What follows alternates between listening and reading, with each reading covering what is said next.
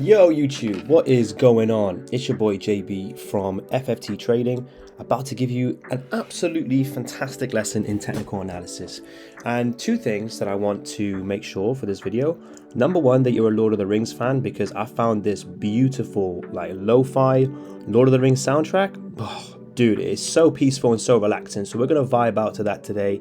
And the second thing is that I want you guys to know that I'm here for all traders and all people. Okay, and I noticed that in my channel I've been posting a lot of videos that have been dedicated around those traders who already kind of had some kind of understanding about trading. Some guys already knew certain topics, and I haven't really been catering to you guys who haven't, the guys who haven't no idea about trading. So I'm going to be just letting you guys know in this video that I'm going to be breaking down a lot of my videos into three different sections. I've got my very advanced, my sort of intermediate, and then I've got my absolute beginner. Okay, and this is going to be an absolute beginner's guide, right?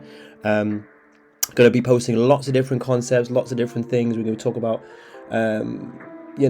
everything that is within the beginner's realm of trading, I will talk about. Everything that is in the advanced realm, I will talk about. Everything that's going on to like the expert, consistently profitable, fantastic trader will be in maybe the expert session.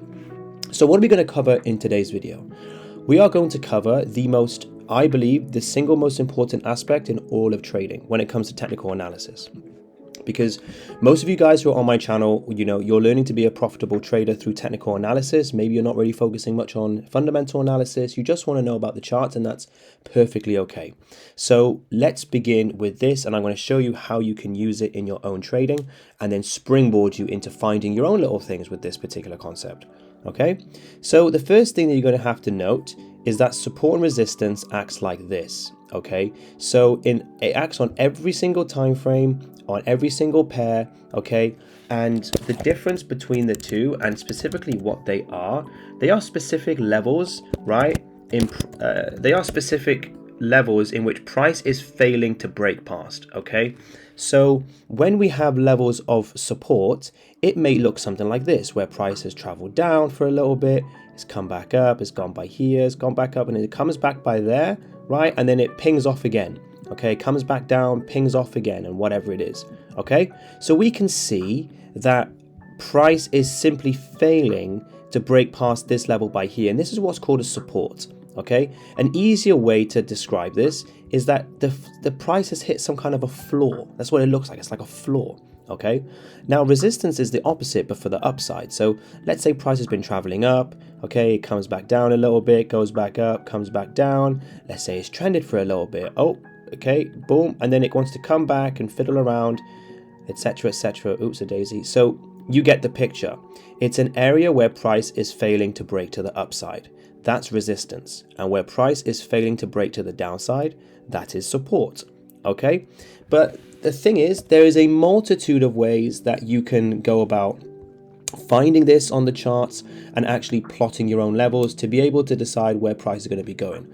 Why are these points so important? Well, because if you find a good level of support, then it is much more likely that your trade is more likely to go to the upside if you're, say, buying by here, and if you're taking a short position up by here, it's more likely the price is going to go down from a level of resistance. So it's just about stacking the odds in your favor. Some other uses of support and resistance could be, identifying key levels in the market, maybe places where price could shift, or maybe you are expecting, say, price to go to the downside, and you're expecting this level to break, right, price to close below here, to basically give you some kind of an indication that, the sellers are in the market, or if you were going to the upside, the buyers are in the market. There's a multitude of ways that you can go about learning, you can go about using it. But in today's video, I just want to get you guys really proficient in being able to identify it, because this is something I struggled with massively when I first got into trading. I had absolutely no idea how to draw support and resistance. And you know what, guys? When this concept clicked with me, that was truly when I became, that's when my trading career really started. That's when I started to really learn about trading. I don't know why, but when that concept clicked, everything, the whole world became open to me then with trading, and I wanted to learn everything. So, if you've been struggling a little bit, trying to find your way, some analysis that you're seeing on YouTube just isn't making sense, well, let me show you very simply. how you can go about fixing that problem. Okay, so guys, take a screenshot of this if you need to, take a picture, just so you got this in mind, because I am going to delete it because we're going to be going all over the chart. So get a picture of that, and I'm going to delete it in 3, 2, 1. Ta-da, mate. Ta-da, ta-da. Okay then, so the easiest way that you can spot the support and resistance, well, before I say that, there's a few ways that you can spot support and resistance, okay? But the first thing that you guys need to understand is that support is where price is failing to break downwards, okay? So when we come by here, something like this, right? If at any point we're seeing price do something like this, then guess what? It's found a level of support, okay? And if at any point it's doing something like this, then it's found a level of resistance, okay? Even as small as something like this, okay? Even if price comes by here and then falls down a little bit, this is a small resistance level. Now, it may not be a super strong resistance level, but it's a resistance level nonetheless. And likewise for the upside by here, we come by there, see this is a level of support. It's simply any point where price is failing to break above and break below.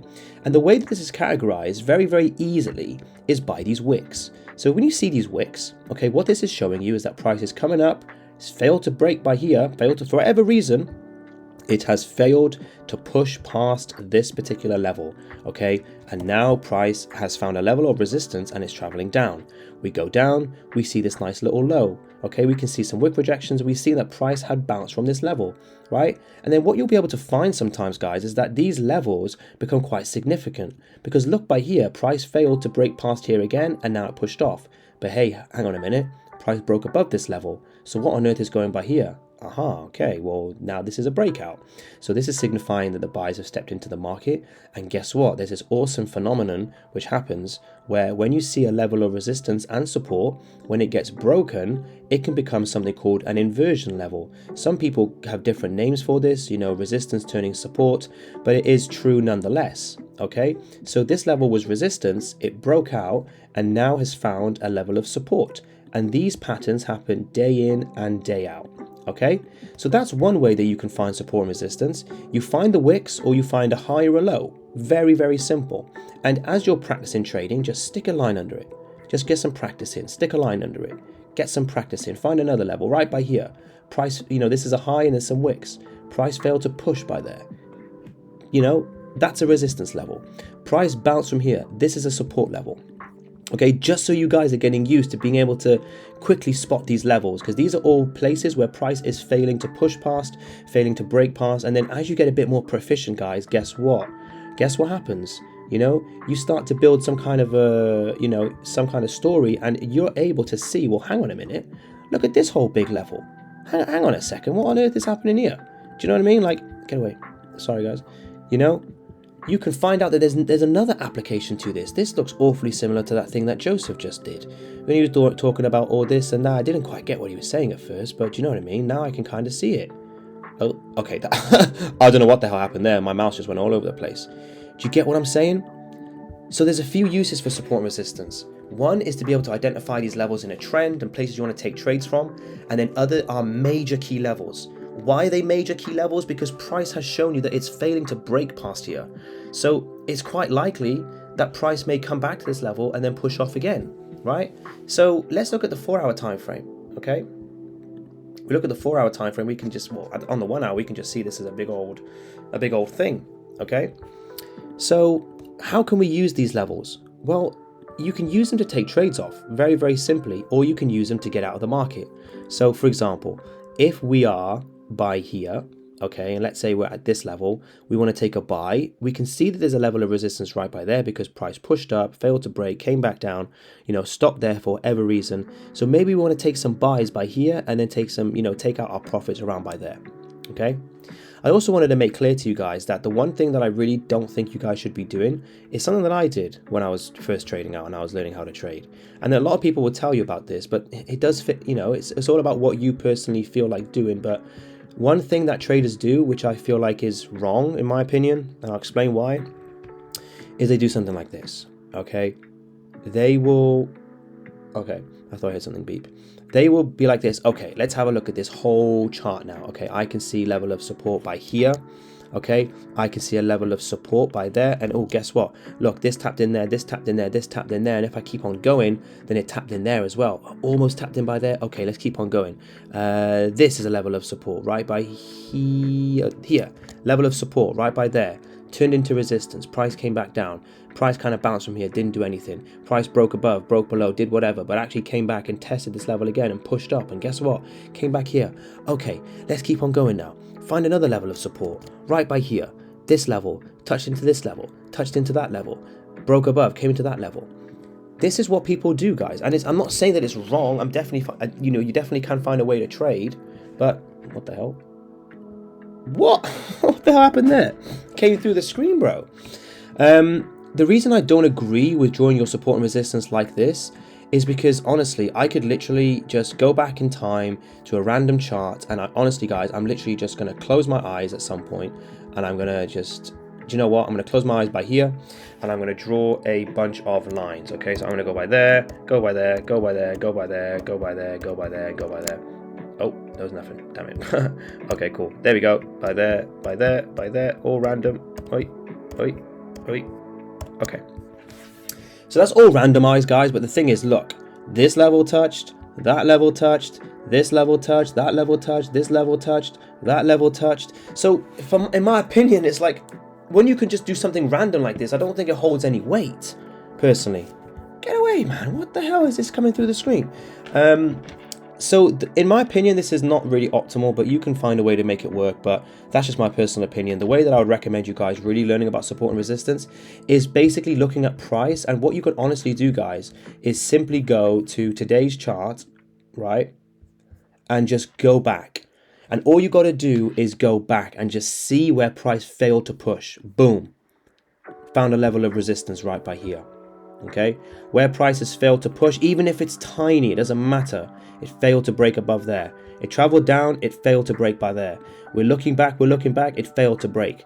Okay, that's what I want you to do to practice. And then once you start doing this, guys, you piece a few things together, you piece a little bit of market structure, you're able to really get a footing in how to identify where the market is and where you can basically place your trades. Just as simple as that. You know, let's go ahead and look at another time frame, just so we can get a little bit more practice. Okay. So I want you to look at this chart and just in your head, go through some points where you feel like there's been some support and resistance. Okay, pause the video, do what you need to do. Okay, so I hope you've had a nice little look. Let's just go ahead and decipher from here all the way down by here, just using the 4-hour time frame, and see if you guys had the same levels. Okay, I can see by here we got a level right by there, and we've also got a level right by here.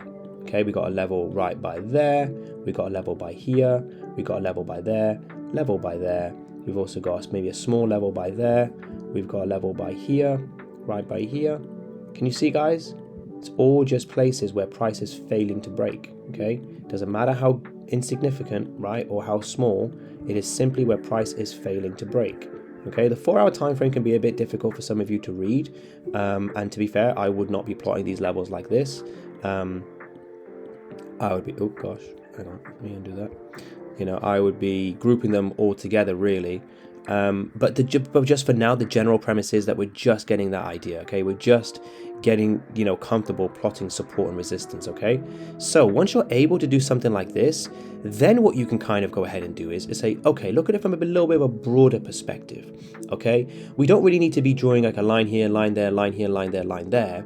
Okay, I definitely don't want you guys to do something like this now, you know, where you're going to be doing this and being like, oh, look at price on this level. Maybe the 4-hour time frame is a bit more, I don't know, you can do that, but if you're going to follow my method, this is what I would do. All right, so as I'm looking at price, I want to be able to group, when I see all these wicks together, okay, that's one level for me. Okay, if I scan upwards and I can see that that a candle has closed above, right, a wick, for me, that is just one level. Some people may want to extend it. It's completely up to you. If you want to do something like that, I wouldn't disagree. You know, it is what it is. I don't do it, but it is what it is. You know, as you're scanning by here, you're looking at the wicks, okay, and there we go. We're going to group that together. Heck, if you even wanted to do something like this, I guess you could do that, okay? By here is a level right by itself, because as you can see, price did close below by here, but we can see right by here, okay, that this was a level right there, okay? We've got a level that's also by here. We've got a level that's also by there. If you wanted to draw that by itself, you can do that. If you wanted to group it together, you can definitely do that. This is a level 2. Okay, so now that you're able to plot support and resistance, how can you start to use it? Okay, so if you're able to plot these support and resistance levels and you're able to identify them, then what you're able to do now is see if you can take some trades off these levels. Okay, so that was just a bit of an exercise for an example. Let's go back in time and see if we can use this in a practical sense. So let's just say that this is exactly where we are. Okay, I'm not going to go into any concepts. I'm just going to go back and look at support and resistance.